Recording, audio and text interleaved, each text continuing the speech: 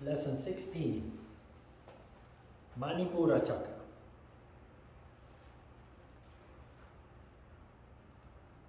Manipura means city of jewels.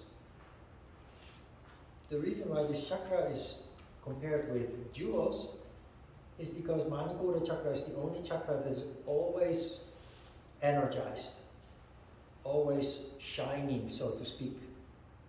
Hence the name City of Jewels. The function of Manipura Chakra is to provide the whole body with energy. Manipura Chakra is like a nuclear power plant that provides the city with electricity and warmth. Now, in the first paragraph, I explained that Manipura Chakra is what is known as Danjeon in Korea, Tanjen in China, and Hara in Japan. But this was written more than 20 years ago, and it is actually not correct.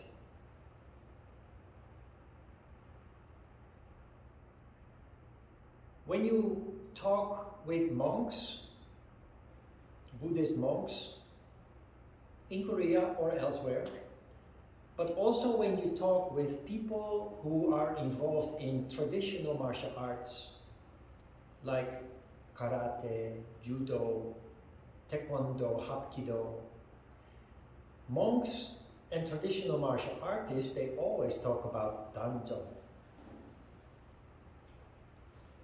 And the way that they talk about it is kind of mysterious, and the confusion occurs when they talk about where it is located.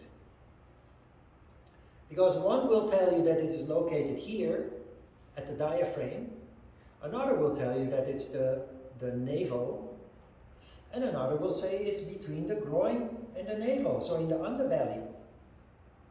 So which is it? Which is it? The correct answer is all of them. The reason why there is confusion is because a very important phenomenon is widely not understood.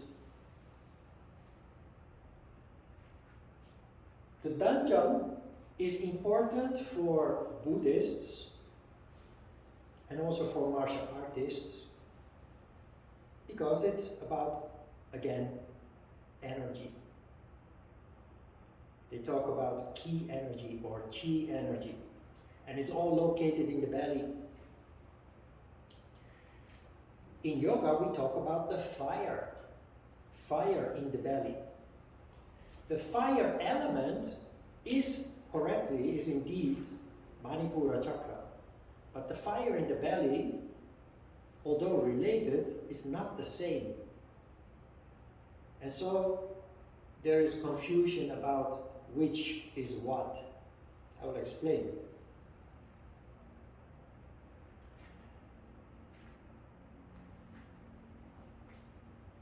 When you practice yoga, and as a result of that, more and more energy will start to rise up, the energy that rises up expands. It's active energy, vital energy, that is rajas. Rajas, tamas is contraction, rajas is expansion. So the energy that rises up not only rises up, but it rises up while expanding.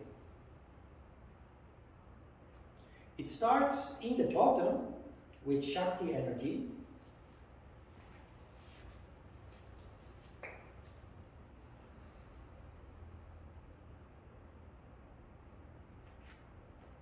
Energy starts to rise up from the bottom.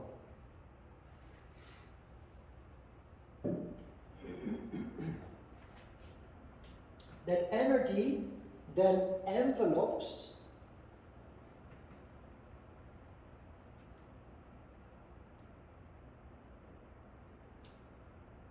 Swadhisthana Chakra. And the two together become one ball of energy. This phenomenon does not take place in most people because of lack of energy, or because that energy that we have in small amounts is also contracting towards the bottom. This energy continues to rise and expand. And it mixes with Manipura chakra, the chakra that we are now discussing. This phenomenon is very important. Danjan is very important because this is fueling further the energy that rises and leads to awakening consciousness, spirituality.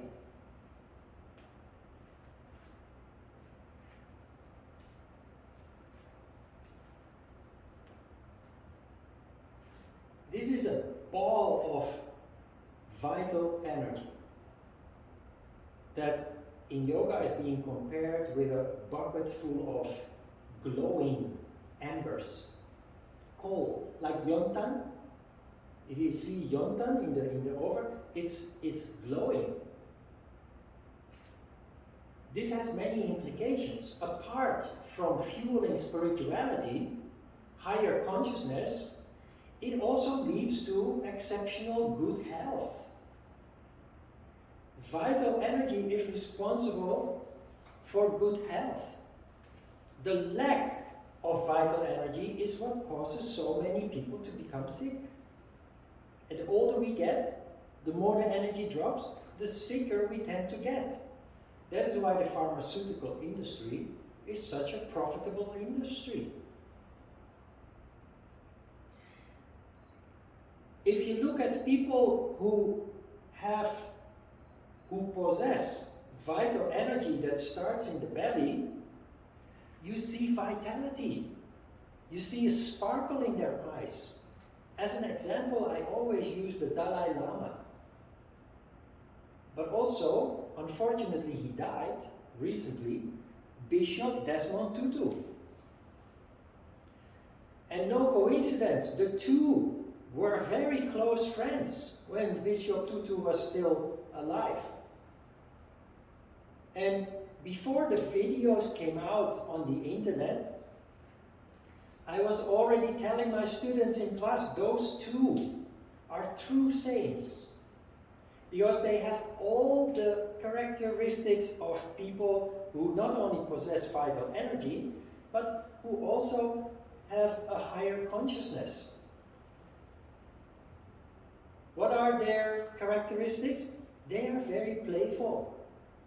When they come together, Desmond Tutu and the Dalai Lama, they were really close friends, so they met regularly. And of course they talked about very serious global issues, but there was always time for joking, they were giggling like little children, pranking each other, and when surrounded by children, they would go up in the game of the children and just start dancing and fooling around. But those men are in their 80s. That is not the picture that you have of people in their 80s, generally. Why? It's all about energy. People who possess this vital source of energy, when getting older, still possess a youthfulness, a playfulness that other people don't have. Most people, especially when older, become very dull and gray. There's no vitality. And also, hence, all kinds of diseases start to occur the older we get.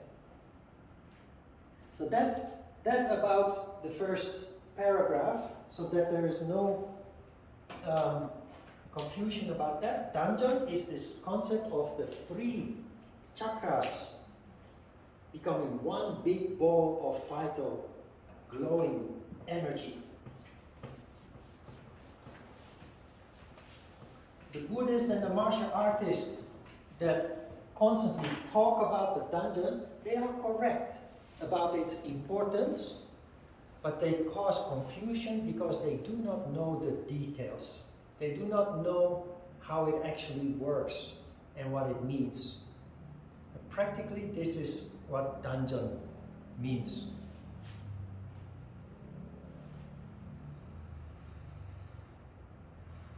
And of course, Manipura Chakra plays a very big role in all of that because it is the provider of generic prana that fuels all the other chakras.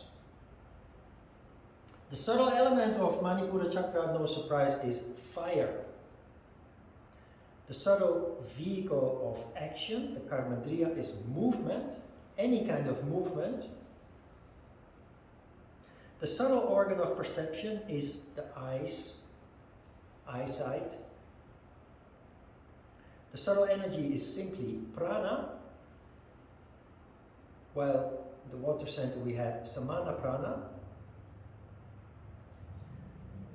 The color associated with the chakra is yellow, and we have a mantra that's called Ram. The chakra is responsible for ambition and the will to conquer. We have, as human beings, 2 different kinds of will. We have physical will and we have mental will. For martial artists, physical will is important. They concentrate on the belly, on danjan, to become invincible, to become a better fighter. Spiritual people, however, people following the path of spirituality as opposed to traditional martial arts, they focus on Ajna Chakra. But as you continue to practice and deal with all those challenging exercises, you also develop physical will, but you develop mental will at the same time through your meditations. And as a result, you have a very nicely balanced cooperation between the physical and the mental will. And that phenomenon is called kurma nadi. Nadi is a nerve, so the implication here, or the suggestion is, that the physical will and the mental will are connected through a nerve in people who are conditioned as yoga practitioners. But it's not really a nerve, it's not really an existing nerve, kurma nadi. Kurma, by the way, means turtle or tortoise. And the tortoise implies very slow but steady getting to the goal. People who have only physical will are often very strong, but also very impatient. And therefore they run around like hares. You know the story of the hare and the tortoise, Toki and Kobuki. Everybody knows that story around the world. What is that story about? The hare is representative of a person who has a very strong physical will, but lacking mental will.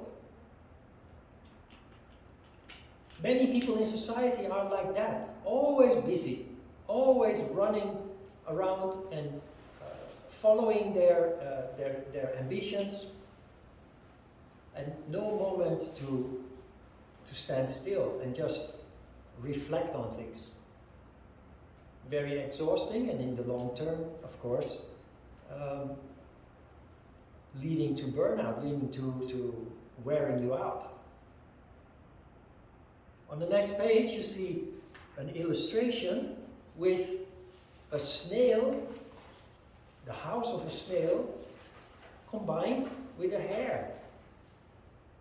The Italians, the Romans, the old Roman, the ancient Romans had a concept that sounds very contradictionary. The Romans would say festina lente, which means hurry slowly. In a hurry, nothing can be achieved.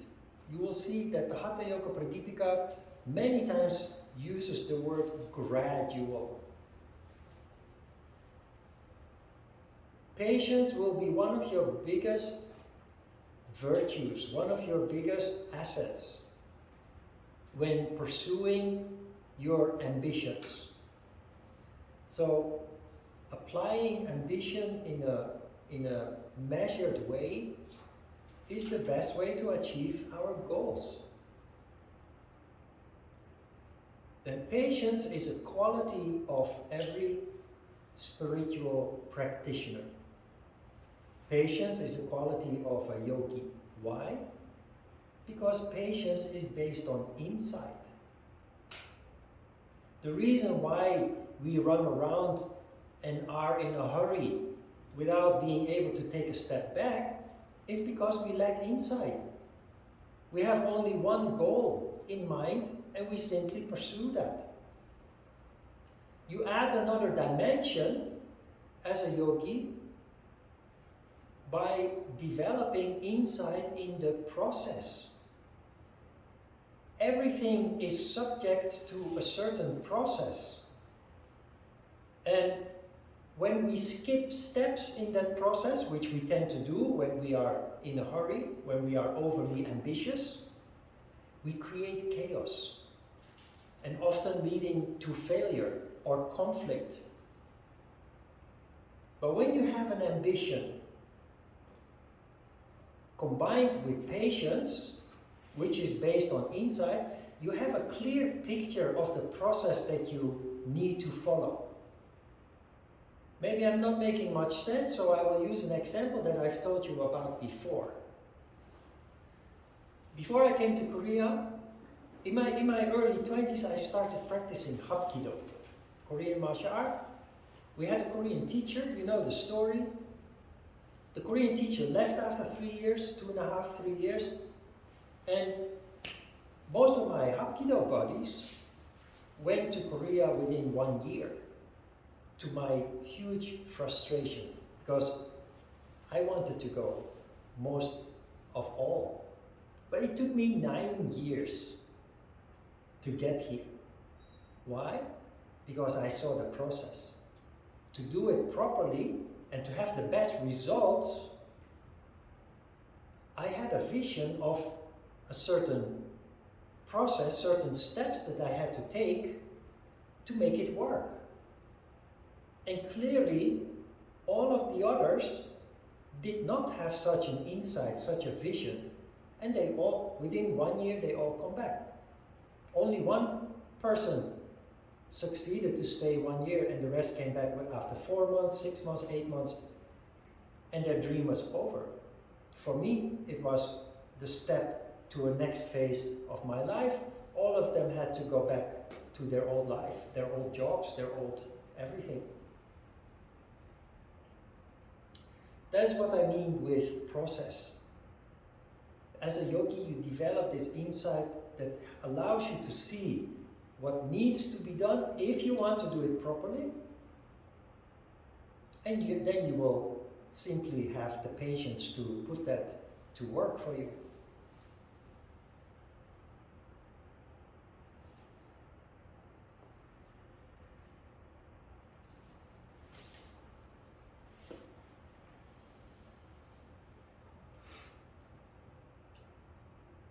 The chakra has 2 secondary chakras. One is called Surya chakra, and the other is called Chandra chakra. Chandra is the moon, Surya is the sun. Chandra chakra is the spleen. When we are lacking energy, You can feel the spleen when you become active, especially if you play sports. If you had a meal before going to your sports activity, you start to have a pain, a pinch in your spleen, especially.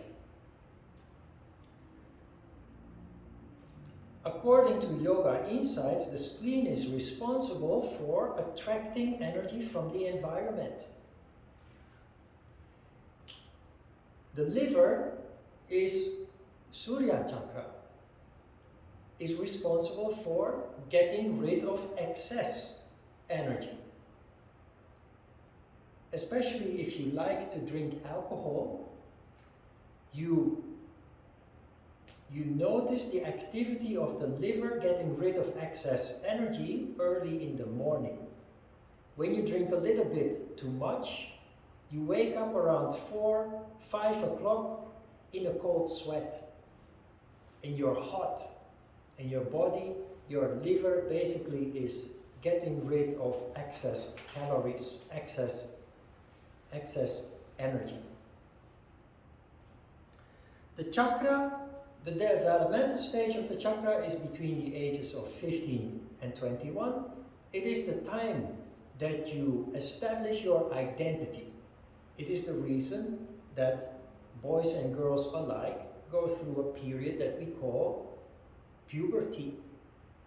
And puberty for parents is a very difficult period because children become rebellious, do not want to obey anymore, some more than others, of course. Because you put your foot down. You say, this is me, this is what I want, and I do not want to give in anymore. It is the time that people go onto the barricades and create revolutions, protesting against the government. There's always people that are in their late teens, early 20s. It is also the time, the ideal time, for military service. That is why, generally, young men are drafted into the military. The reason for that is that you have this strong urge to establish your identity, and you will translate that into your ability to fight on the battlefield. What Russia is doing now is they are not only recruiting young people, they are also sending old people, people in their 50s, 40s, 50s, 60s, they're sending now into battle. Those people are worthless as soldiers. They don't have any fighting spirit. Their energy is on higher levels. It's not in Manipura Chakra anymore. So they're just being thrown into the meat grinder as cannon fodder.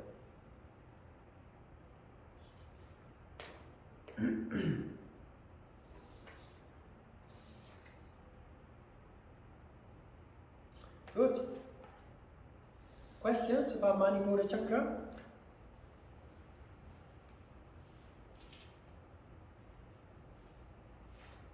Ambition is not a bad thing, just like ego is not a bad thing.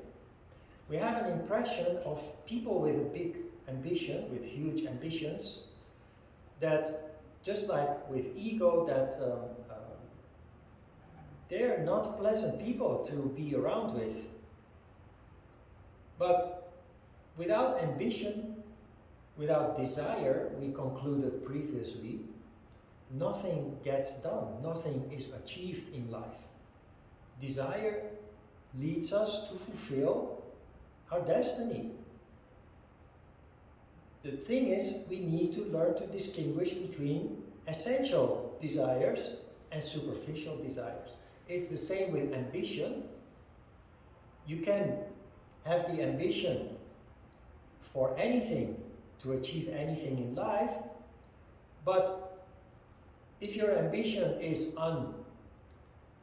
unbridled, uncontrolled, it leads to a lot of carnage, it leads to a lot of conflict along the way. So do not oppress ambition, but subject ambition to the yamas and the niyamas. Give your ambition guardrails, canalize it in a sensible way, and you will achieve your deepest wishes, your dreams, without carnage, without causing conflict with the surroundings, with the outside world. And without self-harm, of course. Okay, let's have a short break.